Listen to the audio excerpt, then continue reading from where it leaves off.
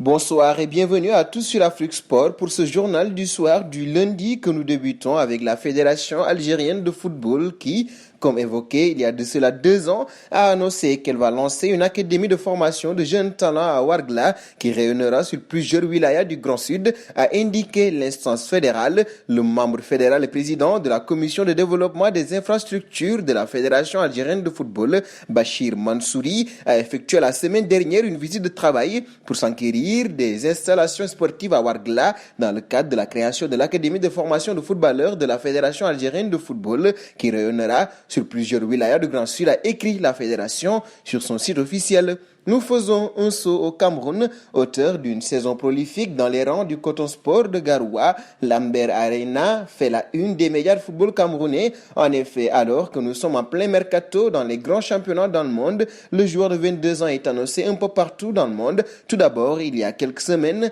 Arena a été annoncé du côté du plus grand club africain de l'histoire, Al Ahly du Caire. Pourtant, ces informations paraissent fausses, car l'entourage du joueur réfute toute discussion avec le club égyptien. Nous n'avons aucun contact avec Al Ahly en Égypte à propos du joueur, précise-t-on. Nous filons au Sénégal désormais. L'ancien footballeur international sénégalais Henri Camara a annoncé sur Instagram le rappel à Dieu de sa mère, Anta Kourouma. Repose en paix, maman, a-t-il posté sur son compte.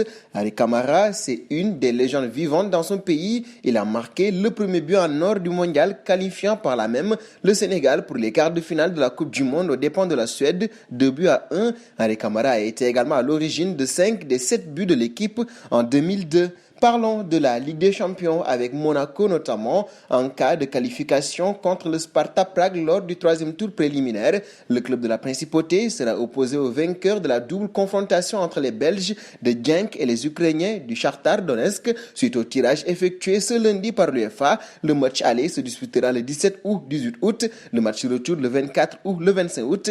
Genk avait terminé la saison 2020-2021 à la 4e place de la Jupiler Pro League, derrière le club Bruges, le Royal Antwerp et Anderlecht. Le Shakhtar à la 2e place de son championnat à 11 points du Dynamo Kiev. En cas d'échec en barrage, Monaco sera reversé en phase de poule de la Ligue Europa. Faisons un saut dans le dossier Harry Kane, attendu après ses vacances consécutives à sa participation au championnat d'Europe avec les Three Lions, battu en finale par l'Italie. Le Londonien n'a pas été vu dans les installations du club. Si les raisons de l'absence du canonnier de 28 ans n'ont pas été évoquées, les rumeurs de son possible départ des Spurs durant ce mercato estival ne risquent pas d'être éteinte avec une telle information. Il faut rappeler que Manchester City voudrait s'attacher les services de l'avancante de Tottenham. Nous terminerons avec Zizou. Selon l'équipe, Zidane a régulièrement refusé des offres pour retourner entraîner des clubs, notamment en Angleterre, dans les pays du Golfe Persique et en Asie, avec parfois des salaires à 8 chiffres. Pour l'instant, il ne souhaite pas reprendre le rythme d'un club, préférant se reposer et attendre le moment où il pourra prendre en charge l'équipe de France,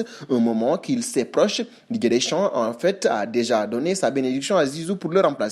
Aux yeux de l'entraîneur, il y a 4 équipes qui auront toujours sa préférence lorsqu'il s'agira de remonter en selle: les Girondins de Bordeaux, la Juventus de Turin, le Real de Madrid et la France. Mais pour prendre les rênes de la dernière, il devra au moins patienter jusqu'en 2023. Et c'en est fini pour ce journal du soir du lundi que nous fermons donc avec la question du soir. Zidane est-il le bon profil pour l'équipe de France? Vos réponses seront attendues en commentaire.